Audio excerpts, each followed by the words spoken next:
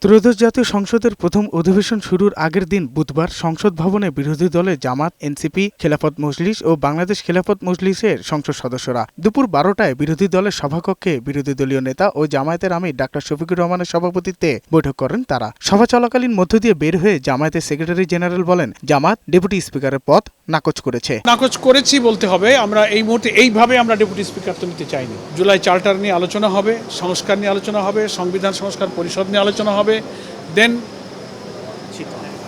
Leader of the opposition will decide. ঘণ্টাব্যাপী বৈঠক শেষে বিরোধী দলীয় চিফ হুইপ ও জাতীয় নাগরিক পার্টির আহ্বায়ক নাহিদ ইসলাম জানান, সংসদে বিরোধী দলের ভূমিকা নিয়ে আলোচনা হয়েছে।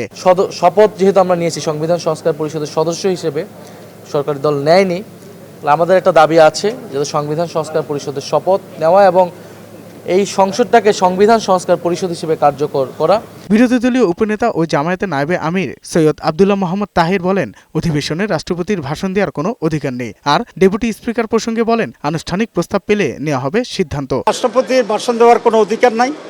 স্বৈরাচারের দোসর বিএনপি কেন যে তাকে দিয়ে সব ভাষণ দেওয়া হচ্ছে এটা আমাদের কাছে পরিষ্কার নয়। বিরোধী দলীয় নেতা ও জামায়াতে আমির ডাক্তার শফিকুর রহমান বলেন, দায়িত্বশীল বিরোধী দলের ভূমিকা পালন করবে জামাত। সরকারি দলের গৃহীত সকল সিদ্ধান্ত এবং পদক্ষেপে আমাদের সমর্থন থাকবে, সহযোগিতা থাকবে।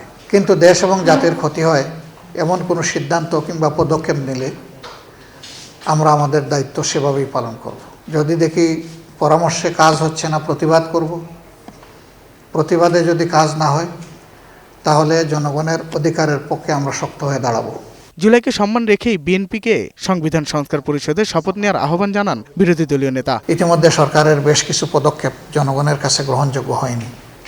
আমরা আশা রাখব জনপ্রত্যাশা সামনে রেখে, বিশেষ করে জুলাইয়ের আকাঙ্ক্ষাকে ধারণ করে সরকার তার কার্যক্রম গ্রহণ করবে যা জাতি এবং দেশকে উপকৃত করবে।